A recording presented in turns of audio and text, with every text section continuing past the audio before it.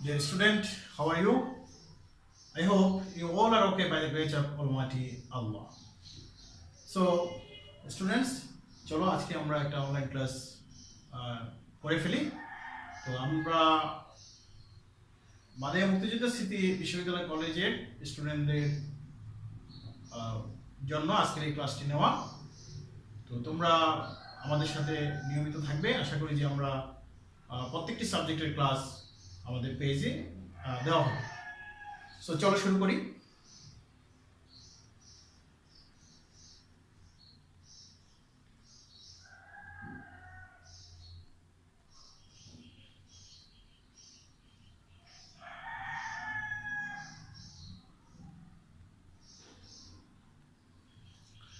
তো তোমরা স্ক্রিনে দেখতে পাচ্ছ একটা পিকচার আছে আমাদের এখানে।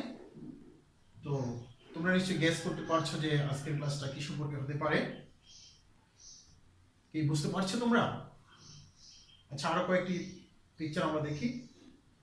দেখো, ব্যানারে লেখা আছে পিচ, আরো একটা ব্যানারে লেখা আছে মেক লাভ নট অ্যাওয়্যার। গ্যাচ করো এবং কমেন্টে জানিয়ে দাও তোমার আনসারটি কারেক্ট হলে আমরা তোমাকে জানিয়ে দেব। আমরা আরো কয়েকটা পিকচার দেখতে পাই। দেখা যাচ্ছে এখানে লেখা আছে review the peace movement, oppose endless war, green party, peace party. That means কোন একটা রাজনৈতিক দল তারা পিস নিয়ে কথা বলছে, তাদের ব্যানারে তাদের স্লোগান দিচ্ছে তারা। Let's work for world peace, চলো সবাই মিলে আমরা বিশ্ব শান্তি প্রতিষ্ঠা করতে চেষ্টা করি, বিশ্ব শান্তির জন্য কাজ করি। সো তোমরা নিশ্চয়ই ইতিমধ্যে বুঝে গেছো যে আজকের লেসনটা হচ্ছে পিস মুভমেন্ট নিয়ে। সো আমরা শুরু করি আমাদের লেসন। আমি মোহাম্মদ জামাল হোসেন, মাদায়া মুক্তিযোদ্ধা স্মৃতি কলেজ ইংলিশের লেকচার হিসেবে আছি।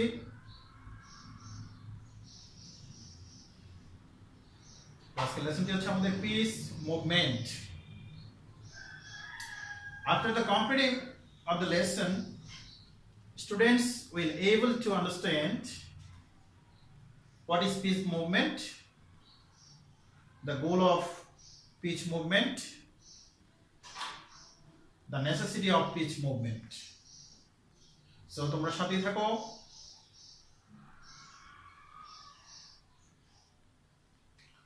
Peace movement. So at first we should learn what is peace movement. You know, a peace movement is a social movement that seeks to achieve ideals such as the ending of a particular area or always minimize interhuman violence in a particular place or type of situation, and is often linked to the goal of achieving world peace. এখানে যে কথাটা বলা হয়েছে সেটা হচ্ছে একটা piece movement হচ্ছে একটা সামাজিক আন্দোলন যেটাতে একটা আদর্শ আছে কিসের, যে যুদ্ধ, কোন একটা নির্দিষ্ট যুদ্ধ শেষ করার, অথবা যুদ্ধটাকে কমিয়ে আনা, কিংবা যুদ্ধের ক্ষয়ক্ষতিকে কমিয়ে আনা, অথবা কোন একটা জায়গা বা কোন একটা পরিস্থিতিতে যুদ্ধটাকে একেবারে স্থিমিত করা, অথবা যুদ্ধের লক্ষ্য হচ্ছে বিশ্ব শান্তি প্রতিষ্ঠা করা। সো আমাদের এই যুদ্ধটাতে অবশ্যই কোনো অস্ত্রের ব্যবহার হবে না। এখানে যেটা হবে সেটা হচ্ছে যে আমাদের আলোচনার ভিত্তিতে আমরা আমাদের শান্তিপূর্ণ আন্দোলনের মাধ্যমে আমরা পিস মুভমেন্টটা চালিয়ে যাব। So dear students, now we should learn the goal of peace movement. Peace মুভমেন্টের লক্ষ্যটা কি? পিস মুভমেন্ট জিনিসটা আমি আবার একটু বুঝিয়ে দিচ্ছি তোমাদের। পিস মুভমেন্ট হচ্ছে বিশ্বে শান্তি প্রতিষ্ঠা করার জন্য একটা সংগ্রাম চালিয়ে যাওয়া, এবং সেটা শান্তিপূর্ণ। এখানে কোনো ধরনের অস্ত্রের ব্যবহার হবে না। এখানে বরং অস্ত্রের কিভাবে কম ব্যবহার হয় সেটা আমাদের পিস মুভমেন্টের একটা লক্ষ্য। সো এখানে দেওয়া আছে, তোমরা দেখতে পাচ্ছ স্ক্রিনে দেওয়া আছে the goal of peace movement. Minimize interhuman violence. আমরা দেখতে পাচ্ছি যে পিচ মুভমেন্টের একটা লক্ষ্য হচ্ছে মিনিমাইজ ইন্টারহিউম্যান ভায়োলেন্স। তার মানে হচ্ছে মানুষের মধ্যকার যে সংঘাত আছে এটাকে কমিয়ে আনা। এন্ড অফ ওয়ার্স, যুদ্ধকে শেষ করা। So dear friends, have a look again. Advocacy of pacifism, non violent resistance, diplomacy et cetera. মানে এখানে যেটা বলতে চাচ্ছে সেটা হচ্ছে যে পেস মুভমেন্টের উদ্দেশ্য হচ্ছে শান্তির পক্ষে কথা বলা। নন ভায়োলেন্ট রেজিস্ট্যান্স, দ্যাট মিনস বলছে যে একটা অরাজকতা বা অশান্তিময় পরিস্থিতিকে নিয়ন্ত্রণ করে একটা শান্তিময় পরিস্থিতি রক্ষা করা। ডিপ্লোমেসি, কূটনীতি প্রতিষ্ঠা করা ইত্যাদি। Supporting anti war political candidates, যারা আছে যুদ্ধ বিরোধী রাজনৈতিক ব্যক্তিত্ব, তাদেরকে সাপোর্ট দেওয়া হচ্ছে পিস মুভমেন্টের লক্ষ্য। Supporting people who expose war crimes or conspiracies to create loss. তো ওই ধরনের লোকদেরকে আমাদের সাপোর্ট করতে হবে পিস মুভমেন্টে, যে যারা বিভিন্ন ধরনের যুদ্ধ অপরাধকে প্রকাশ করে এবং ষড়যন্ত্রকে প্রকাশ করে শুধুমাত্র আইন প্রণয়নের উদ্দেশ্যে। অ্যাচিভিং সাস্টেইনেবিলিটি অফ পিচ, অর্থাৎ শান্তির যে স্থায়িত্বতা, অর্থাৎ শান্তিটাকে দীর্ঘস্থায়ী করা, এটা হচ্ছে পিচ মুভমেন্টের লক্ষ্য। সো ফ্রেন্ডস, আমরা জেনে গেছি যে the goal or the activities of peace movement. Now we are going to the activities of peace movement.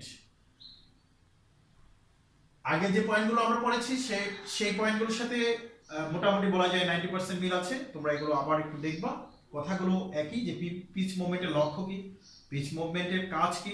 Actually কাজ এবং লক্ষ্যের মধ্যে এখানে অনেক মিল আছে, তোমরা একটু ম্যাচিং করে পড়ার চেষ্টা করবা।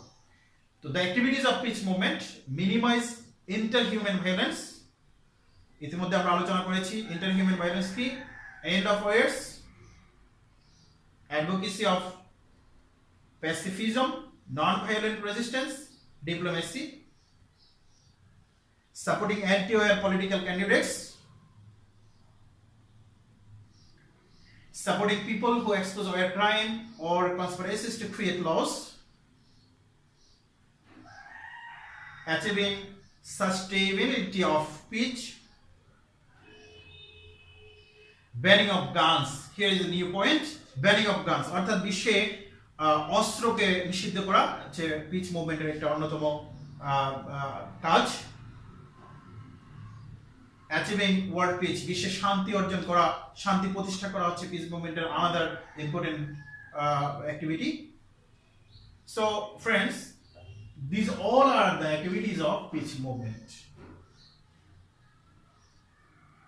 So teamwork for you.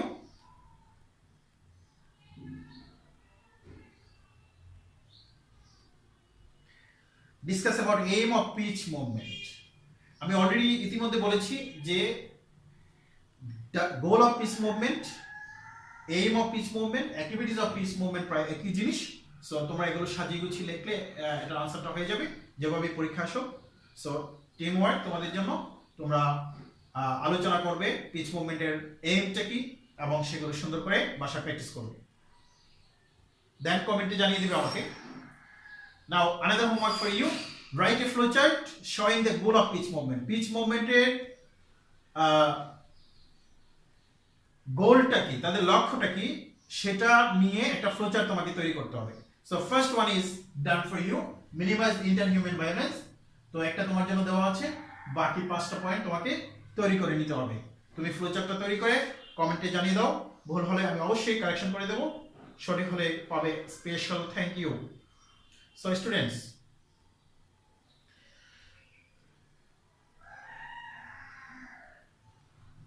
Homeworks for you, flowchart, multiple choice. তোমার জন্য বাসায় পড়ে থাকবে ফ্লোচার্ট এবং মাল্টিপল চয়েস। এই প্যাসেজের যতগুলো মাল্টিপল চয়েস আছে তোমরা এগুলো পড়ে নিবে।